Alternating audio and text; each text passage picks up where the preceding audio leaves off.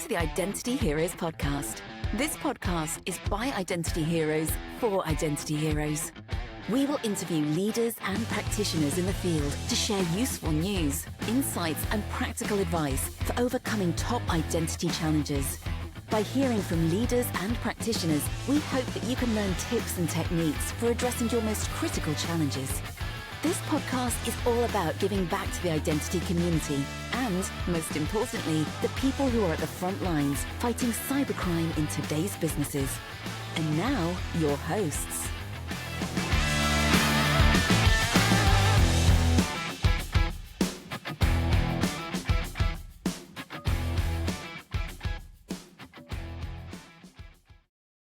All right, welcome to another week of the Identity Heroes podcast. I'm Brad Toomey, and with me is my co-host Aldo Pichapalo. Aldo, how are you doing this week? Oh man, I'm doing fantastic, fabulous. I'm enjoying the, I was going to say winter weather almost. I don't know why, because we're coming out of winter, but spring weather. Yeah.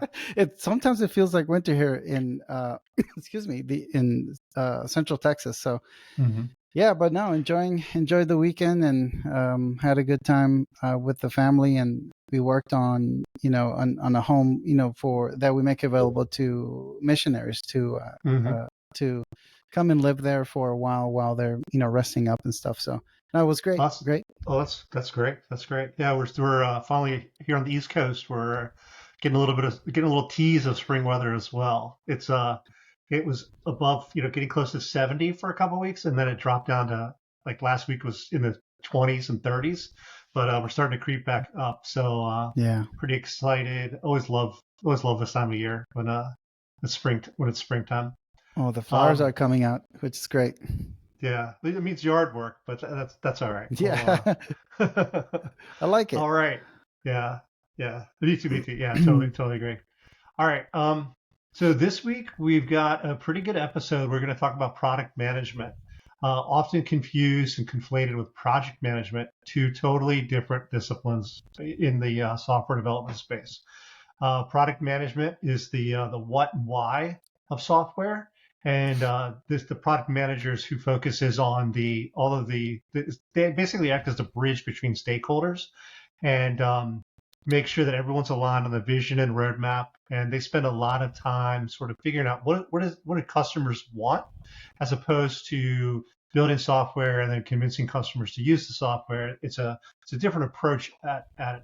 Aldo, I mean, both of us have some software development experience. Both of us have worked in startups, but I know that you spent a little bit more time in the startup world or in the software development world than I have.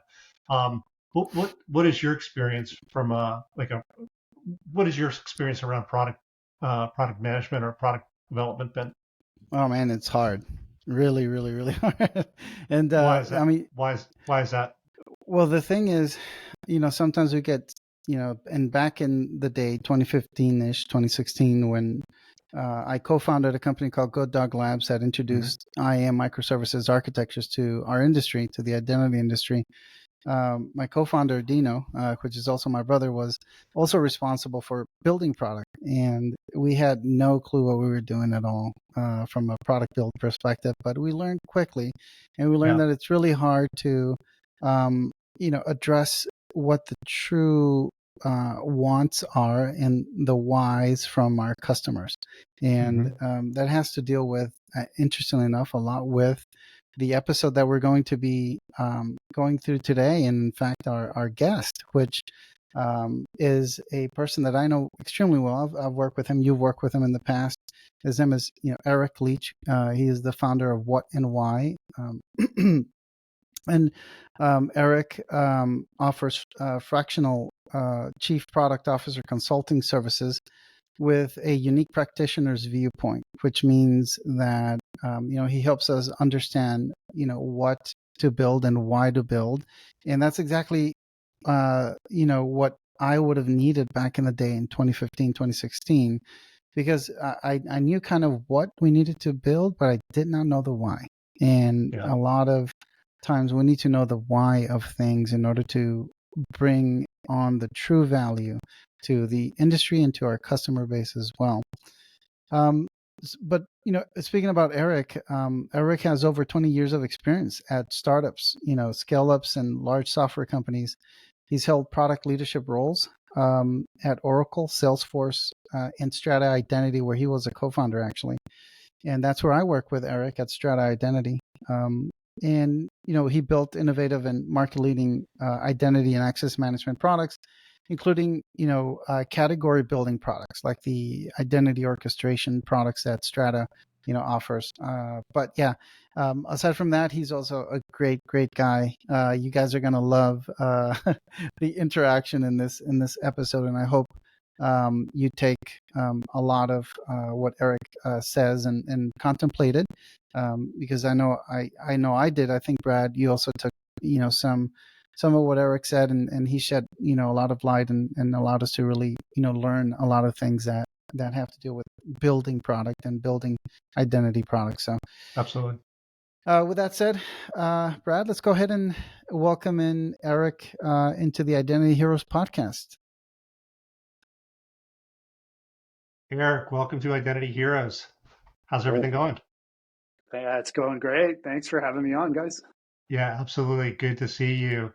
Well, thank you for joining Identity Heroes and spending a little bit of time with us this evening.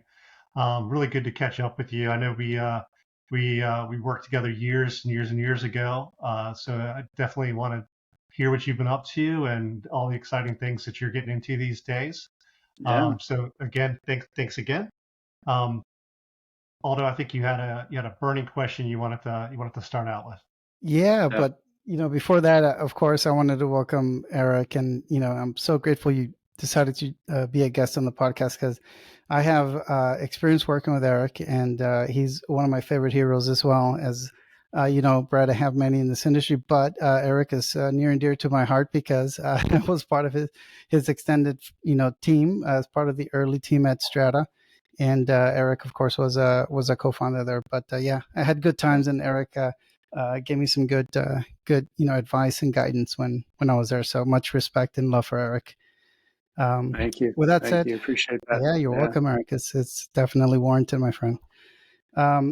First question, Eric. I mean, really, is how did you get into identity to start with? Because I know you have a wealth of information, and our audience is really interested in not only how you got started, but they're practitioners, they're subject matter experts in their own right, and they're really interested how this market really got started. And you're actually one of the people that I know that was there from the beginning. Yeah, it's kind of a funny story, because how I got started in identity is also how I got started in product management. So it was the fall of '99, and I was working in a bike shop at the time. I was racing bikes full time and doing all that. I had just wrapped up the season. A friend of mine goes, "Hey, there's this like tech thing going on. It's crazy. I just went down and got a job at this company in San Jose, and they will literally hire anyone." And it was true. They hired me, and I have no experience, right? I've been racing bikes and goofing off, right? Having fun. And it was this little company that was, you guys remember NNTP news groups from back in the day, right? Mm-hmm. So it was this little company that was web hosting NNTP news groups for people. And the tool that they were using to organize, like build the website and organize these news groups and categorize them and do all this stuff was an LDAP directory. And so there I am at this company, and I'm learning this tool, LDAP, and I'm playing around with it, I'm getting familiar with it, and like, I'm just hacking away on this thing. And the company gets acquired by, and this is, I don't know if people remember Critical Path, but this is going way back, right? Mm-hmm. But Critical Path had bought a couple of companies that both sold directories, and the acquisition's going on. There's all this crazy stuff happening. Like everything was, pretty wild and woolly those days. And so somebody approaches me and goes like, "Hey, we hear this like LDAP tool. And I was like, yeah, I've been playing around with it. I wouldn't say I'm an expert, but I know it. They're like, congratulations, you're the product manager. And I was like, did you know what a what does product that mean? manager did you I know had what a no product idea. manager was? I had no clue. I had no Yeah. clue.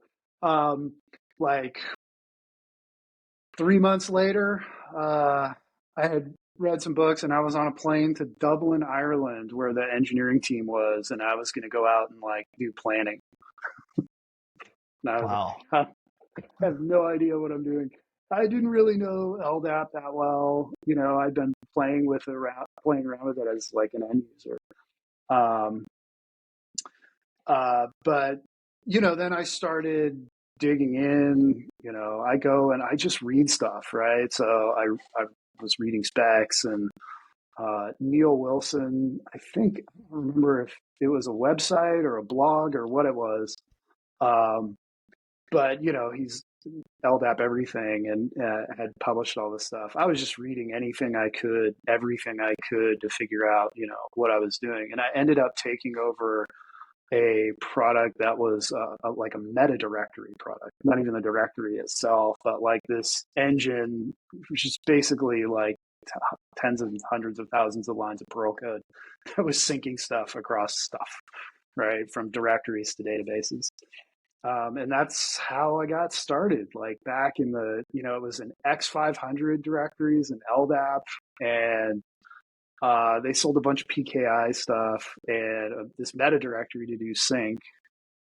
And, of course, then what was happening is, people were starting to build like front ends for these tools, right? And so the two things that people generally built as front ends, one was authentication and single sign-on. And the other was like the early provisioning and self-service administration tools. And that was the stuff that got built, on top of what these synchronization engines were doing. So yeah, that's my entry. That's my entry point. Yeah, that's pretty interesting. That's like the bones of identity management, like the backbone. Like Yeah. I feel I almost feel bad for people who are starting out today that won't get to experience LDAP because there seems to be kind of I guess an evolution from LDAP to like graph databases or other types of databases. Yeah. Eric, so obviously you've seen some evolutions and some changes, maybe even revolutions in the identity space. But what do you think in your career, some of the key evolutions or the key changes have been? Well, I think two big things in my mind. One is, and I've connected to both of them, so maybe I'm a little biased in answering this way, right? But standards for sure, right? I think early on the industry saw that some level of interop was going to be crucial to making this work. And so very early on, people went out and started, figuring out how to make, over the wire protocols and, payload formats that people could rely on to pass identity data around. And so, SAML and all of that dive into the industry versus Microsoft phase of the industry, right? We could dive into that, but I think standardization was huge. It took a long time for people to get their heads around SAML and all of these other standards that that evolved into things like OpenID, OpenID Connect, and OAuth, and all this other stuff, right? But I think that was a kind of a defining and transforming moment where a bunch of vendors came together and said, yeah, and customers, right? I remember Boeing was a big part of this and a bunch of other big customers. But, having people decide that was going to be really important as a thing that matured the industry and pushed it forward, I think was big. So that was one. I think the other one that was really big is open source. Yeah. I was personally involved in the open source stuff very early on. When we built OpenSSO, like we were all, there was a group of us together. Waveset had been acquired. a bunch of stuff was happening inside of Sun and the identity, part of the software business there. And Jonathan Schwartz came on and said, we gotta open source all of our, software. It was kind of a challenge, and we were like, all right, challenge accepted. We'll do that. What I think is interesting about it is, so we did the project OpenSSL, which of course later became OpenAM and then ForgeRock. Right. There was the OpenDS project, and that later became Unbound ID, right? And then there was all the Waveset technology, which was the engine and the interfaces and the connectors and all that stuff. And those guys didn't want to open source any of it, right? They were like, no, this is just cash cow and we're going to destroy it. And I think we were very early in the industry acceptance of open source as a tool to be used within enterprises, right? I think people weren't quite there yet. So this is probably 2004, 2005, something like that. And, what's sort of gratifying and compelling about that open source thing as a big, trend is that those products are still around today. They still exist. They've survived acquisitions and IPOs and other acquisitions and more IPOs and then another acquisition. And those products and those technologies are still there. A fantastic product in Waveset, really cutting edge, did what it was trying to do really, really well, better than any other product in the industry, was gone. So, I think the hypotheses that people had about how open source was going to change the industry, not just identity, but, the way that people build software and consume software as a whole. But it definitely had a huge impact on the identity market, because then I think we all saw how powerful open source was as a tool, and that it kind of went together with the standards, right? So open frameworks, open source software, tools that can help to de-risk it for customers who were trying to figure out all this really complicated stuff. Still getting locked in, right? I think one of the hardest things about identity for me has always been the fact that we're trying to model human behavior with software. And it's just really hard. I remember having a conversation just a few years ago with somebody who wasn't familiar with identity and tried to explain how you would go from 0 to 10,000 users. And it was that's I don't know, playing some board game. It's going to change and everything's going to be different by the time you get from 0 to 100, 100 to 500, 500 to 1,000, 1,000 to 10,000. These things just these things just evolve slowly over time. I'm sure you've heard this before, Aldo, but I think Topher Marie, who is my co-founder at Strata, likes to describe this as the Anna Karenina problem, right? Where you end up with identity systems that are all, if they're happy, they're all happy in the same way. But when they're miserable, they're all uniquely miserable, right? And he also says, and I've thought this for a long time as well, that identity systems tend to accrete, not be architected. Right? Nobody sets out at the beginning and goes, I'm going to create this mess, right? But 15 years later, they look around and they're like, what is this mess? Who did this? Oh, yeah. So I rambled all over the place on that one. But, I think that's, I think between this, with the standards and the open source, it kind of freed people up to try different tools and try different approaches to deployment and integration and all this stuff.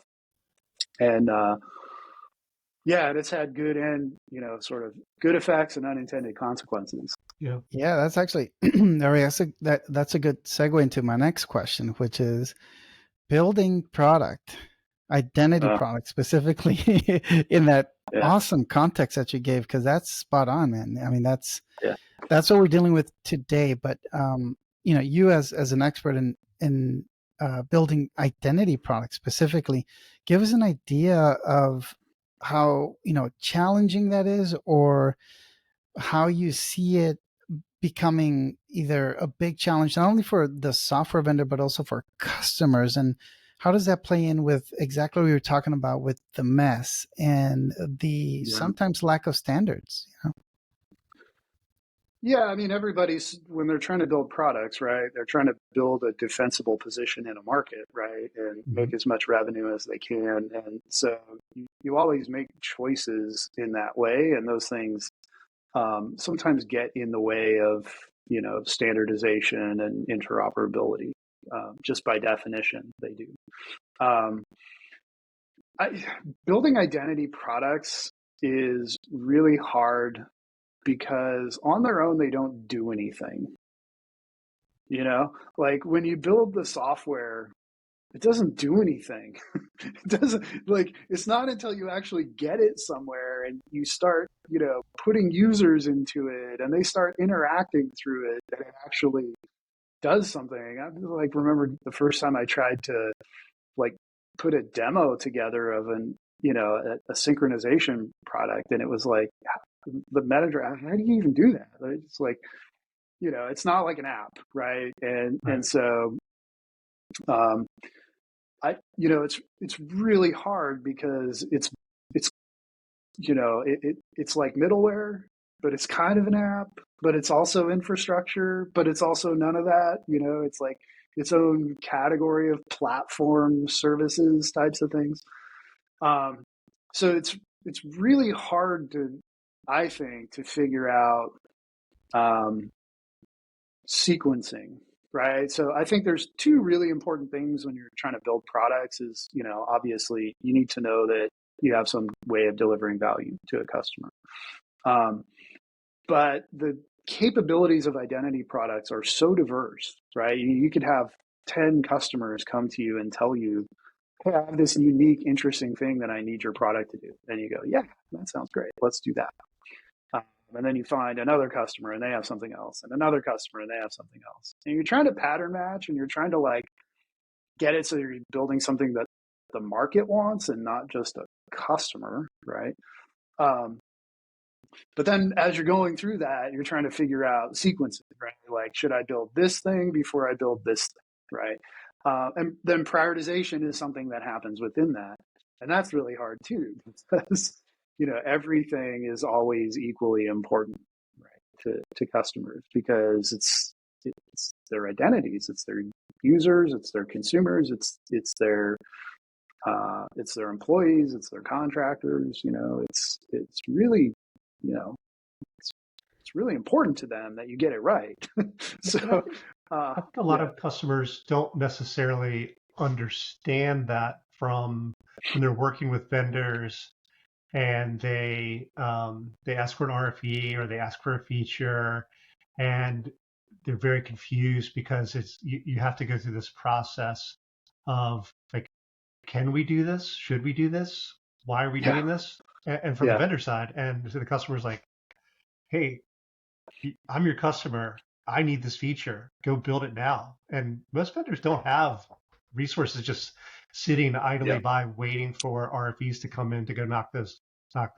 Definitely not. I don't know. You probably have had a similar experience to this, but every identity customer that I ever talked to told me at some point in that conversation about how utterly unique their requirements were and how utterly different what they were doing was from what everybody else was doing. And you have a different perspective of having worked over hundreds or thousands of customers, and you're like, yeah, 90% of what you're doing is just like everybody else, right? And so what you eventually what you learn to do is talk to them about what that 10% is really about, right? Because they really do have something unique and interesting and hard in there. And the question with identity products, which are all, basically, in a sense, they're platforms, right? All identity products, because they're meant to be extensible and integratable and customizable, right? All of them. So the question when you get into that 10% is it something that you should customize around, or is it something that you should build out of the box? And for the most part, customers will say to you, no, I want you to build that for me. I don't want this custom thing. I don't want you to build this extension. I don't want you to do any of that stuff. I want you to build it, right? But you know that the best answer is that it really is something that, you should go and implement that thing. And no customer wants to hear that. They're all like, Right. no, like, just go build it. I'm like,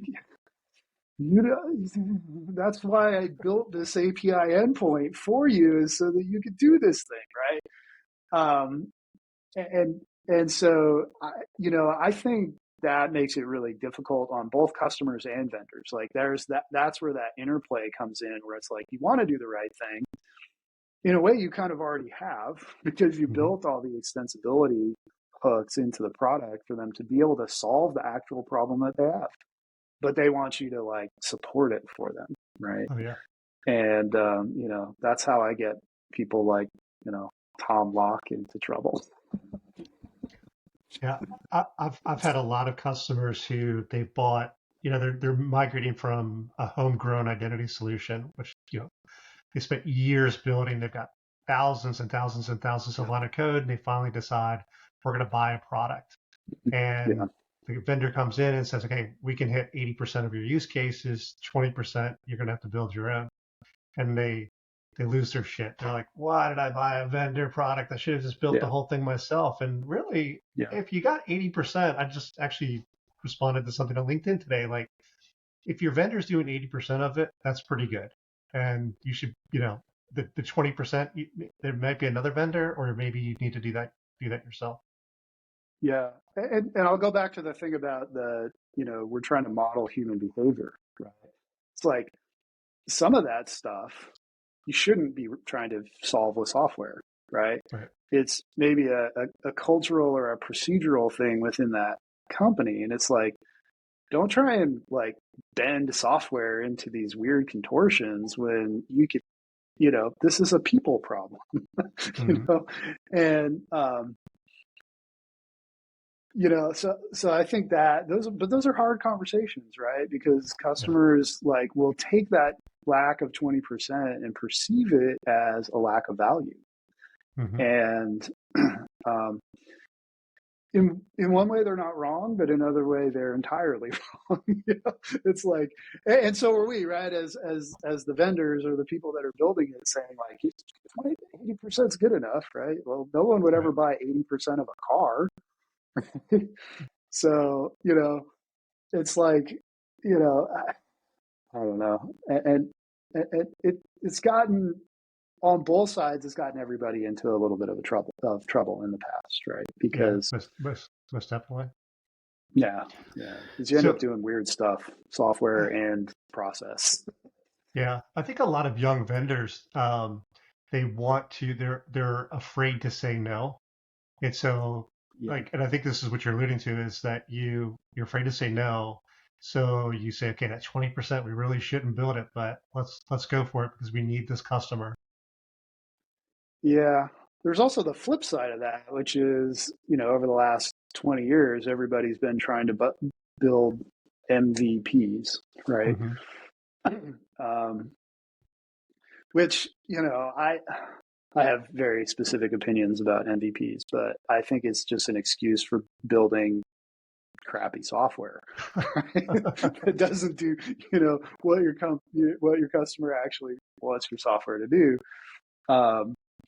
So I think now that's put customers in even more awkward scenario, because they really know they want it, right? And they're going to ask you, and they're going to keep asking, and you're going to keep asking. And if you've built a good product, right, that kind of does that one good thing and solves it and is really good at it, and you have a way to extend it so that it can do other stuff that you may not have thought about, it's probably the best option for some people.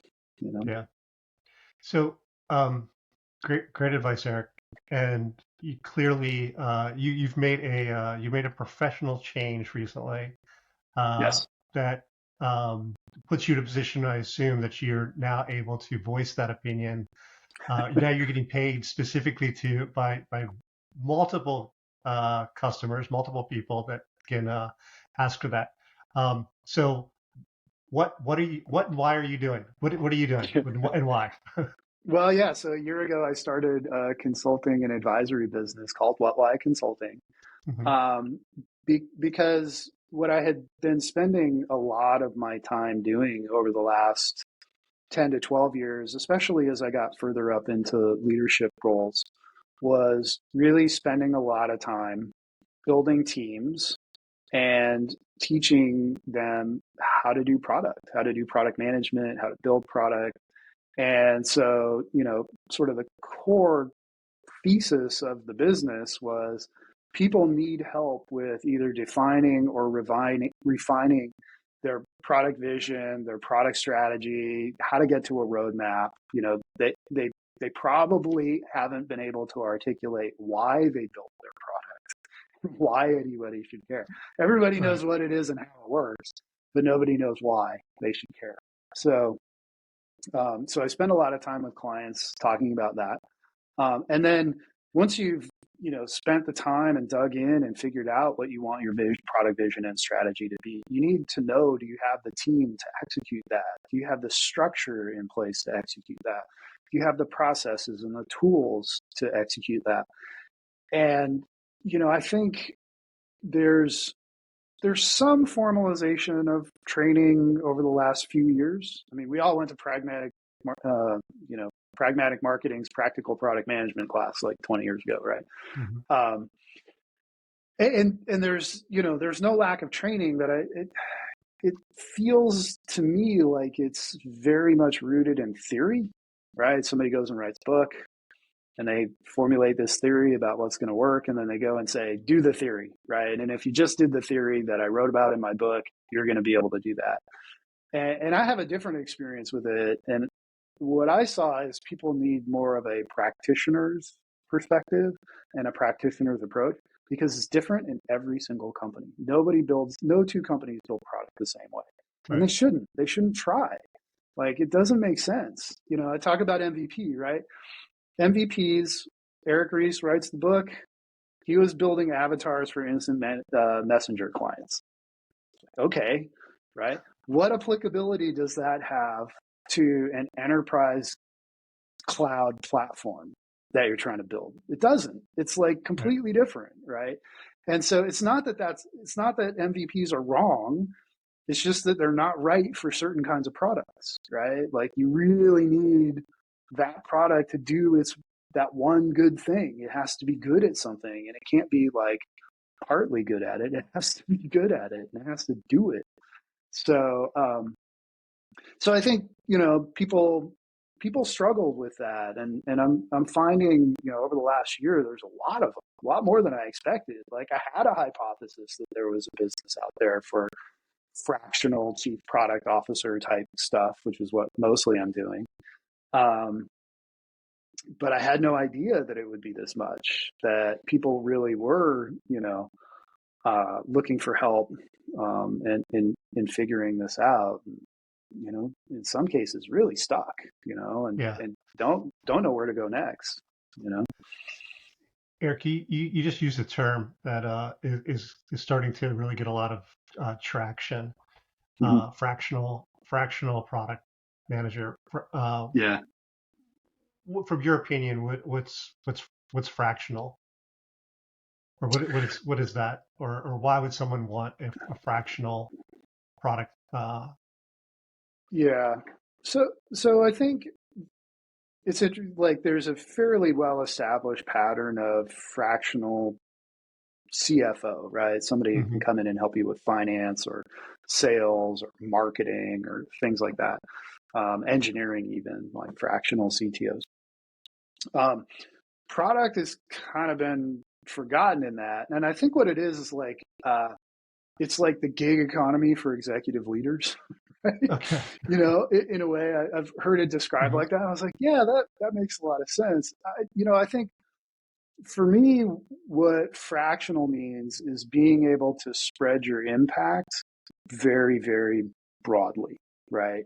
Across a lot of different people, share your knowledge and your information and your expertise in a much broader way than you can if you were just engaged inside one company.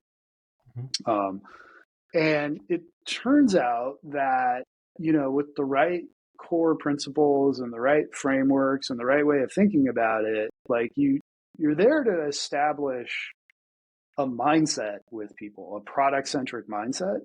And when you do that, like they're going to figure out, they're going to figure it out, right? So I think what fractional means to me is giving a company an opportunity to see an example of what a product-centric mindset looks like and say, okay, well, how would this work for us, right? And maybe we need a CPO, we need a chief product officer, we need somebody who's solely responsible for working on product. And it might be a company that's never thought of that before. Some of the companies that I work with, they don't have any product people at all, right? And they're building software, and it's okay, right? It's it's possible to build software without product managers, as much as I hate to admit that, right? But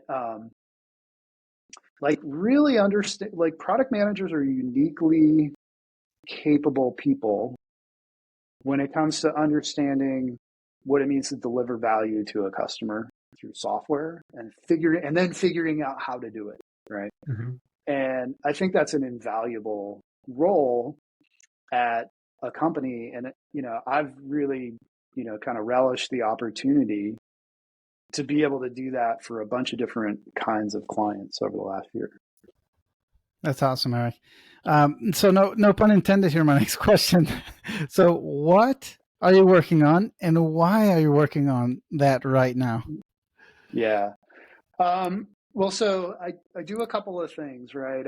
I'm very passionate about writing. So I have, my Substack.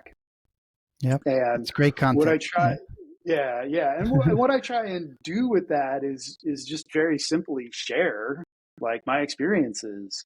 And I try and be very authentic and genuine there and share when things have gone well and when things haven't gone well. I sometimes I feel like I spend more time writing about stuff that I did poorly than I do stuff that went well. But I think you learn a lot from that stuff, and there's been some really good lessons that have come out of that. And the reason why I'm doing that is, again, I feel like, there's a lot of training for product managers, but I'll give you an example. The most used course, product management course on LinkedIn is a couple of guys who have 5 years of experience in product management between them, right? And it's they read some books and then they put together a course. The product is the course. The product is not teaching people how to do product management, right? And I get it, right? That's how people make money that way now. It's I go on social media of one kind or another. This case happens to be LinkedIn, and they build some content and they sell it to people. And it's yeah, okay. So I felt like there was a lot of space for people to get a real practitioner's perspective that was very rooted in experience and hands-on stuff and lessons learned the hard way, so that hopefully, people that read that would go, okay, now I don't have to learn that lesson the hard way. This yo-yo already learned it for me. So, Right. I think that's why I've been doing it. And, I think on the consulting side, it's just really a natural extension of that, which is taking these hard lessons that I've learned over the years in, creating new products, working into, building new product categories, trying to do things that seem hard to impossible, and screwing a lot of it up along the way. That I felt like that was something that would be useful to share, so that people could, kind of take that as a foundation for their experience, and maybe learn some stuff as well. So awesome. Yeah, I love teaching. No, that's great. Cool. Yeah, I think that's really cool. I mean, one of the things about that I noticed about a lot of people that came out of Sun Microsystems is that they like to share, they like to write. Yeah. I mean, very early in my career, the fact that Sun Microsystems open sourced and that there were so many blog posts written about what was open source was critical to my to my early success. So I Yeah. for one appreciate you writing, and I appreciate everybody who takes the time to write and share. I think that that's one of the most amazing things about our industry in particular is that there's really no shortage of good content out there to be found. Yeah. Yeah, Yeah, for sure. I second that for sure. If we're thinking about the identity industry now, Eric, and all these challenges that we have right now, what do you think is the biggest challenge that practitioners would run into? And why do you think we should solve that challenge? Because I hear decentralized identity, I hear verifiable credentials, I hear Yeah. new protocols, new profiles. There's brand AI. new groups that are being born to solve certain Yeah. things, but I think there's kind of like bigger challenges that we might be missing because we're kind of have a narrow focus. And I speak for myself here. I'm a practitioner, of course. So as you know, Eric, I'm historically solution architecture, Mhm. engineering, et cetera, et cetera. Yeah. So I focus on the bits and bytes. But a person like you has always said, "Hey, Aldo, wait, step back, think about this." Yeah. Big picture. I'm like, oh yeah, I come up for a breath. So that kind of thing, give us some sort of Yeah. compass for us practitioners that are listening to the podcast, and give us an idea of what your thoughts are. Yeah. Well, I'll go back and touch on something that I brought up before, which is like this notion of accreted rather than architected identity systems, right? And so I think the consequences of what that looks like inside of a typical enterprise is the people that are running the apps don't know anything about the identity system. And the people that are running the identity systems don't know anything about the apps. Okay? Mhm. And then you take that and you compound it because now we have cloud platforms. So there's all the people that are, and it's a separate group. This people that own identity for the AWS platform are not usually the same people that own it for the the enterprise inside, right? That's changing a little bit, but that's still generally the case. And then you have SaaS on top of that, right? And so like they took, they're like, yeah, this is the one case where people will take 80%. They'll say, if I can get 80% of this custom homegrown apps functionality from SaaS, I'm out, right? I'm taking it. So now you have, the on-premises stuff, you have the cloud infrastructure stuff and the PaaS platforms, and then you have SaaS, right? You have all this stuff, right? And so what I described as accreted before is even more complicated with all this external stuff now, right? Attackers know this, and so they are going hard after it, right? I mean, it's like they know that they can get credentials and steal stuff and they can get through undetected, right? It's like 45% of breaches, 48, something like that. I forget the exact number, but it's a lot, right? And so attackers are, identity-based attacks are the thing. It's, Right. by far the most prevalent way of trying to breach an enterprise. So you have these really complicated multi-platform, kind of systems now, and people don't know where the holes are and they don't know where the gaps are. And so what I've seen happen over the last few years, like probably started around the time we started Strata, really like 2018, 2019, is lots of vendors popping up and getting funded, focused on like security posture management, right? But like very specifically, tons of vendors doing that in the identity space because I think they saw, like we did, they saw a need for like how to figure out how to do a better job with these identity systems. So I see a lot of that. Okay, so now what are we doing? We're dropping generative AI right onto that heap. Mm-hmm. And I think it's going to be radically different. I mean, it's radically different today than it was 2 weeks ago, right? It's like, hey, yeah, Devin's out. We've got AI that'll write all the software for us. Like, what? Like, yeah, and it actually works. Look, here's a demo, right? I mean, it's the pace of innovation is really intense right now. And it's like generational, transformational stuff. It's like, remember when people had, an internet strategy, right? Right. And then they had a mobile strategy, and then they had, a cloud strategy, and now people have an AI strategy. Well, in 2 years, nobody's going to have an AI strategy. It just is, right? They're just going to have AI permeating throughout their lives, their businesses, their infrastructure, their personal lives, everything. And it's going to blur together a lot, right? So, and it's going to be really hard to distinguish sometimes what's good from bad. And when I say that, I mean, like, machine learning systems are tremendously vulnerable, right? And the way that they'll increase the interconnectivity of things, we probably can't anticipate.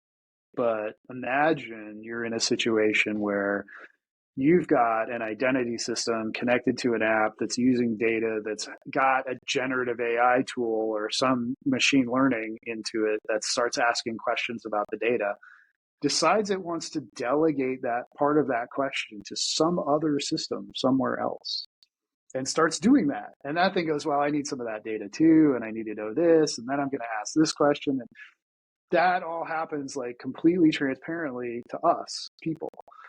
So now we have all of these other, so now we're very concerned about with users, what do they have access to? What data can they see? When did they do it? Right. Well, now we have actors on behalf of, right, mm-hmm. even more than we did before. And so I think that puts a lot of pressure on people to figure this out very, very quickly. Because, and I'm not a doomsdayer, right? I think AI is great. I'm really excited for what it does for people and for industry and for, for all of us. I think it's going to be a really amazing tool. But I also think that, there's what people perceive as disruption is coming, right? I call it the farrier's conundrum. So it's like imagining if you were shoeing horses in New York City in 1905, right? And the automobile has been invented. Mm-hmm. And by 1912, you don't have a job, right? You don't have a job. You don't have an industry anymore. It's gone, right? But it's not just zero sum gone. It's been replaced by something else, right? So if you were a farrier in 1905 and you're like, I got to learn this car thing, right? Yeah. And you figure out how to be a mechanic and change tires and maybe do distribution of, wheels or something like that, right? Like all of a sudden you're on the other side of that divide, right? And that's exactly the kind of situation that we're in right now. I'll give you a simple example. Do you honestly think that people are going to misconfigure cloud platforms and apps 2 years from now? Because I don't. Like if you can get an AI, you can get an AI, guardrails, right? Why? And so going back to the identity thing, most of the posture management tools that are out there, in fact, most of the security tools that are out there, wait for mistakes to happen and then try and detect them, right? Yeah. And so it's like, why would you do that? If you have something that could assist you in eliminating or significantly reducing those mistakes, like why wouldn't you do that? So is there going to be a $13 billion market for Salesforce admins 5 years from now? Probably not, right?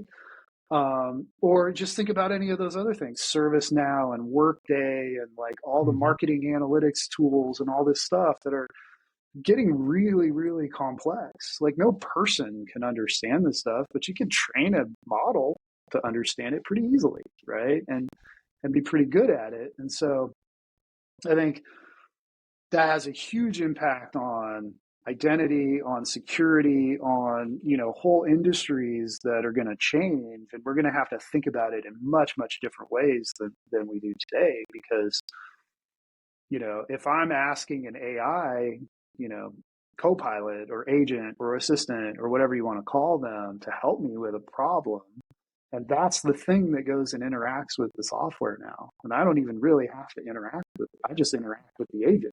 And the agent goes and does all the stuff, right? So now we have to do that. Now we have to deal with that problem. And that changes stuff really, really fundamentally. I'm very bullish on the idea of personal agents, identity wallets, AI. I think that that's huge. Unfortunately, we're getting close to the hour mark, so we have to. But I do want to. I hope you'll come back, Eric, and we can talk about this topic, because clearly you're a we're going to eventually eat AI. AI is not going to eat us mindset. Yeah. And I'd love to talk to you more about that. So just kind of wrapping things up. As you may have noticed, the name or the title of the podcast is Identity Heroes. Identity Heroes. We take the perspective that pretty much everybody that works in the identity space is a hero of some sort. And as Aldo mentioned at the very top, he's got his list of identity heroes. We're curious, Eric, who modeled your career, or who did you model your career, or who would you consider, who did you look up to when you were starting, or even today, who's your identity hero? Yeah. I mean, this is one of the, what are your top 10 favorite movies kinds of questions, right? It's like, all right, can we get into categories? Like, how you don't have to pick. You don't have to pick one. Yeah. Aldo, give him a category. Your identity hero in the born in the 20th century. I don't know. Yeah, no, whoever you think, Eric. So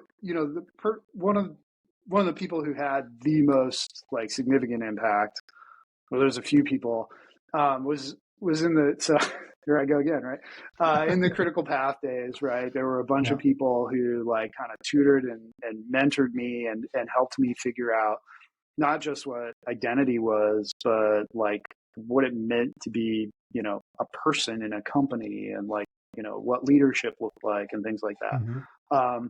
One of those people, Ian Lakey, he's retired now, but he took me under his wing, so that I fly to Dublin, he's there on the other end of the plane and helped me figure it out, right?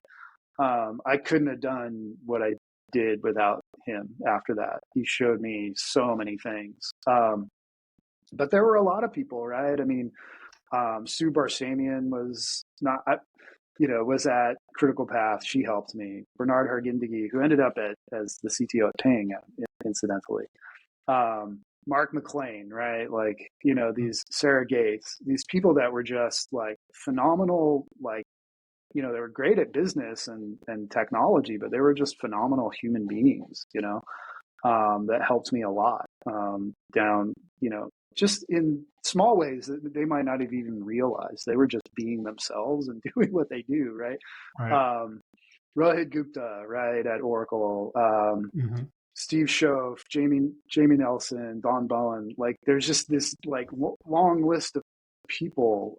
It's hard to down. One of the things that is, I think, interesting and unique about the identity, we're just this small little clan. There's a couple hundred of us. Eve Mailer, Ian Glazier, Chuck Mortimer. Just really, cutting edge. People that thought about these problems really, really hard. Jamie Lewis, Burton Group back in the day, right? Mm-hmm. I mean, these people that understood, Jerry Gable, kind of understood the space and the problem, and really worked hard to make it, to make the industry into what it was. I'm forgetting so many people, right? But that was it's like an Oscar speech, right? We could just go on and on. I want to thank my agent. I know they said don't talk about my publicist, but I want to thank my mom. I want to thank my mom. Yeah, that was a great list. That was a great list, and it's. Oh, sorry. Go ahead, Brad. No, I was gonna keep saying great list. Yeah, and I personally been doing identity since like the year 2000 or whatever, whenever Securant was first started by Eric Golden, and it's been my entire professional life.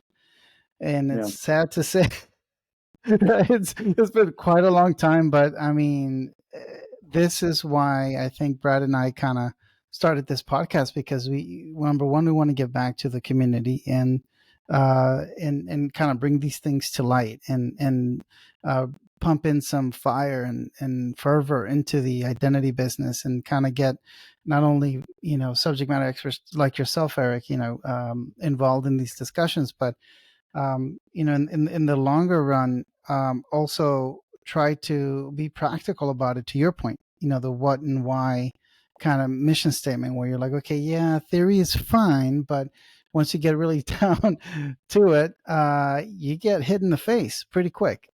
So you better be equipped. But yeah, so all that to say that there's still a long list of heroes that we want to recognize in this podcast, and you're definitely one of them. And I personally wanted to thank you again for being part of this podcast, Brad. Yeah, really appreciate you coming on and taking the time, Eric. Yeah, no, thanks for having me. I really appreciate the chance to just chat and connect and share and all that. It's a lot of fun. Absolutely. Yeah. Speaking of connecting, so go ahead and plug what and why. Go ahead. How do people get a hold of you? Yeah, Eric at whatwhyconsulting.com is good way to get in touch. Okay. I've got I have a page on LinkedIn, right? I think just connect with me on LinkedIn. That's usually the best way. There's a website. There's there's all that. The Substack. Call me Leach at Substack. Yep, I'll be putting all that information in your podcast episode, Eric. So for everybody who's listening, you don't have to remember this or write it down. It's going to be in the episode description. And again, we just ecstatic at this new podcast, and we're Brad mentioned in our first episode with the tool, we're newbies at this, so we are okay with feedback. Let us know how we're doing, and give us some pointers, as well as if you want to call out another identity hero, send that information to us. We really appreciate it, and spread the word, because we're looking at doing some good things with this podcast. Yep. Yeah. All right. Thanks again, Eric. Thank you, Eric. Yeah. All right. Thanks, guys. All right. Take care. Bye-bye.